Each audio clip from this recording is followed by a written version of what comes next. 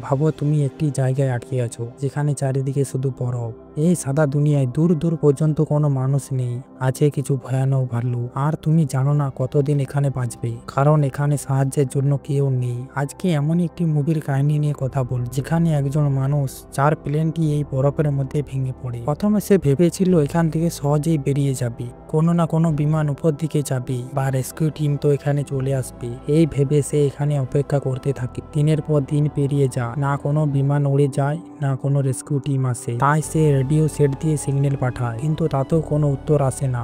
মানে তার আশেপাশে কোনো হেলিকপ্টার নেই। এদিকে তার খাবারও ধীরে ধীরে শেষ হতে থাকে। সে এখান থেকে বেঁচে ফিরতে পারবে কিনা সেটাই একটা প্রশ্ন। চলুন এই প্রশ্নের উত্তর খুঁজতে গল্পটা প্রথম থেকে শুরু করি। মুভির শুরুতে আমরা দেখি একটি ছোট প্লেন বরফের মধ্যে পড়ে আছে। প্লেনের পাশে বসে আছে একজন মানুষ, নাম ওভারগার্ড। মুখে দাড়ি, গায়ে ভারী জ্যাকেট। সেখানে বসে সে বরফের থেকে মাছ তুলছে। দেখে মনে হয় সে এখানে অনেক দিন ধরে আছে।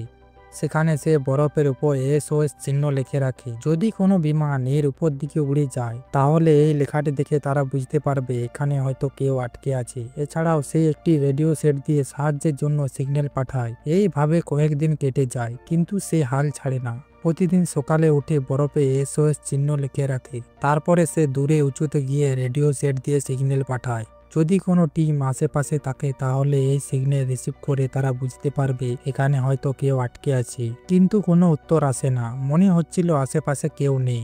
চারিদিকে ঠান্ডা হাওয়া বইতে থাকে। সে তাঁবুর মধ্যে চলে যায়।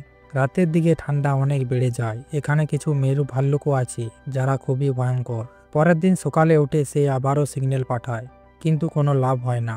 সে ভাবে আমি এখান থেকে বেরোতে পারবো তো। সে চুপচাপ বসে থাকে, কিন্তু তখনই আকাশে একটি ছোট্ট কিছু দেখা যায়। সে চোখ মুছে দেখে ওটা হেলিকপ্টার ছিল। সে তাড়াতাড়ি উঠে ফায়ার গান জ্বালিয়ে হাত নাড়াতে থাকে আর চিৎকার করে বলে, এদিকে, আমি এখানে। হেলিকপ্টারে থাকা পাইলট তাকে দেখতে পায়। পাইলট হেলিকপ্টারটি ধীরে ধীরে নিচে নামাতে থাকে। এটা দেখে ওভারগার্ডের চোখে আবারও আশার আলো জ্বলে ওঠে। সে ভাবে অবশেষে এখান থেকে আমি বের হচ্ছি তাহলে। কিন্তু হঠাৎ একটি ভয়ঙ্কর ঝড় শুরু হয়। বাতাস খুবই তীব্র ছিল। হেলিকপ্টারটি নিজের ভারসাম্য হারিয়ে বরফের মধ্যে ভেঙে পড়ে। ওভারগার্ড দৌড়ে যায় হেলিকপ্টারের দিকে। সেখানে দুইজন পাইলটকে দেখতে পায়। একজন পাইলট সে মৃত, আর একজন মহিলা পাইলট সে অচেতন কিন্তু বেঁচে আছে। ওভারগার্ড মেয়েটিকে টেনে নিয়ে আসে নিজের তাঁবুর ভিতরে। তার শরীর বরফের কারণে অনেক ঠান্ডা হয়ে গেছে। ক্ষত থেকে রক্ত বের হচ্ছে। এছাড়াও অনেক আঘাত রয়েছে। সে প্রথমে তার ক্ষত স্থানটিকে বেঁধে দেয়, তারপরে মোটা কাপড় দিয়ে তাকে ঢেকে রাখে। তারপর সে নিজে হাতে তাকে কিছু খাবার খাইয়ে দেয়, কিন্তু সে আবারও অজ্ঞান হয়ে যায়। সে তার কাছে বসে ভাবতে থাকে, আমরা যদি রেস্কিউ টিমের জন্য অপেক্ষা করি তাহলে হয়তো আমরা এখান থেকে কোনোদিনই বের হতে পারবো না। সকাল হয়ে যায়। সে আবারও হেলিকপ্টারের কাছে যায়। সেখানে পাইলটের শরীরটাকে বরফে সমাধি দেয়। তারপর হেলিকপ্টারের মধ্যে থাকা কিছু প্রয়োজনীয় জিনিস নিতে থাকে। হঠাৎ সে বরফে পড়ে থাকা একটি মানচিত্রকে দেখতে পায়। সেখানে একটি রেস্কিউ স্টেশন আছে বলে মানচিত্রে দেখা গেছে, প্রায় এখান থেকে 15 কিলোমিটার দূরে, যেখানে হয়তো রেস্কিউ টিম থাকতে পারে। মেয়েটার শরীর অনেক খারাপ হয়ে যাচ্ছিল। তার খুব শীঘ্রই একটি চিকিৎসার প্রয়োজন ছিল। তাই সে সেখানে যাওয়ার সিদ্ধান্ত নেয়। প্রয়োজনীয় খাবার আর জিনিসপত্র ব্যাগের মধ্যে ভরে নেয়। সে একটা স্লেজ বানায়, তারপর মেয়েটিকে শুইয়ে দেয়। দড়িটা নিজের কোমরে বেঁধে নেয় আর সামনের দিকে এগিয়ে যেতে থাকে, এই আশায় যে পাহাড়ের ওপারে হয়তো রেস্কিউ টিমের কেউ আছে। সে বরফের উপর ধীরে ধীরে এগিয়ে যাচ্ছে। এগিয়ে যেতে যেতে রাত হয়ে যায়। সে তাই বরফের গুহায় রাত কাটানোর সিদ্ধান্ত নেয়। রাতে কিছু খাবার খেয়ে শুয়ে পড়ে। সকাল হয়ে গেলে সে আবারও রওনা দেয়। এইভাবে সময় পেরিয়ে যেতে থাকে। আর তখনই তার সামনে একটি বরফের পাহাড় এসে হাজির হয়, যেটাকে পার করা তার পক্ষে অনেক কঠিন ছিল। তখন সে ম্যাপ খুলে দেখে রেস্কিউ পয়েন্টে যাওয়ার জন্য আরও একটি রাস্তা রয়েছে, কিন্তু সেই পথে গেলে আরও 5 দিন সময় লাগবে রেস্কিউ পয়েন্টে পৌঁছতে। তাই সে পাহাড়ের উপরে উঠতে শুরু করে, কারণ এই পাহাড় পার করলে খুব কম সময়ের মধ্যে রেস্কিউ পয়েন্টে পৌঁছে যাবে। প্রথমে সে নিজে ওঠে, তারপর নিজের জিনিসপত্র আর মেয়েটিকে উপর থেকে টানতে থাকে, কিন্তু সে অসফল হয়। বরফের উচ্চতা অনেক ছিল, তাই ওভারগার্ড মেয়েটিকে উপরে নিয়ে যেতে অসমর্থ হয়। নিরাশ না হয়ে সে দ্বিতীয় পথে যাওয়ার সিদ্ধান্ত নেয়। কিছুক্ষণ পর রাত্রি হয়ে যায়, তাই সে রাত কাটানোর জন্য একটি বরফের গুহায় আশ্রয় নেয়। সেখানে সে প্রথমে আগুন জ্বালায়, তারপর সে খাবার জন্য কিছু রান্না করতে থাকে। তখনই সেখানে বাইরে থেকে একটি আওয়াজ শোনা যায়। বাইরে একটি ভাল্লুক ছিল। সে গুহার ভিতরে ঢোকার চেষ্টা করছিল, কিন্তু গুহার দরজাটা ছোট হওয়ার কারণে সে ভিতরে ঢুকতে পারে না।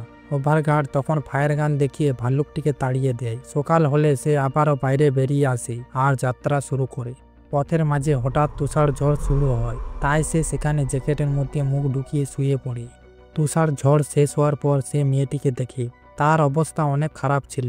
সে একটু এগিয়ে গিয়ে দেখে চারিদিকে কেউ নেই। হঠাৎ তার পায়ের তলায় বরফ সরে গিয়ে সে গর্তে পড়ে যায়। সেখানে তার পা বরফের মধ্যে আটকে যায়, কিন্তু সে হার না ছেড়ে অনেক কষ্টে গর্তের থেকে বাইরে বেরিয়ে আসে। এরপর সে মেয়েটির কাছে গিয়ে দেখে তার জ্ঞান ফিরে এসেছে। এটা দেখে সে খুব খুশি হয়। বরফের উপর পা আটকে যাওয়ার কারণে তার পায়ে গভীর ক্ষত হয়, তাই সে একটি লাঠির সাহায্যে ধীরে ধীরে চলতে থাকে। অবশেষে সে রেস্কিউ পয়েন্টে পৌঁছয়, যেখানে আবারও একটি বরফের পাহাড় ছিল। সে এবারে হতাশ হয় না। সে জানতো আমাকে পারতেই হবে, কারণ আমার সাথে আরো একজন আছে যাকে বাঁচানোর দায়িত্ব এখন আমার। তার পুরো শক্তি দিয়ে সে উপরে ওঠার চেষ্টা করে। ধীরে ধীরে চলতে চলতে অনেক কষ্টে সে পাহাড়ের উপরে উঠে পড়ে। কিছু দূরে একটি রেস্কিউ টিম ছিল। সে ফায়ার গান চালিয়ে বলতে থাকে, আমাদের সাহায্য করো। এই বলে সে জোরে চিৎকার করে, কিন্তু হেলিকপ্টারটি ধীরে ধীরে উড়ে যাচ্ছে পাহাড়ের দিকে। তাই সে জ্যাকেট খুলে সেটাকে জ্বালিয়ে নাড়াতে থাকে, কিন্তু হেলিকপ্টার উড়ে পাহাড়ের সাইডে চলে যায়। এটা দেখে ওভারগার্ড হতাশ হয়ে সেখানে বসে পড়ে। তার শরীরে আর শক্তি নেই উঠে দাঁড়ানোর, এতটাই দুর্বল হয়ে গেছে সে। চুপচাপ মেয়েটির হাতে হাত রেখে সে সেখানে শুয়ে পড়ে। ঠিক তখনই হেলিকপ্টারটি ঘুরে এসে তাদের পেছনে ল্যান্ড করে।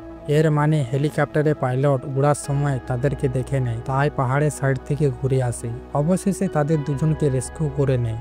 হেলিকপ্টারে করে এই বরফের সাদা দুনিয়া থেকে বাইরে বের করে। এইভাবে এই জায়গা থেকে তারা মুক্তি পায়, ফিরে যায় নিজের জগতে।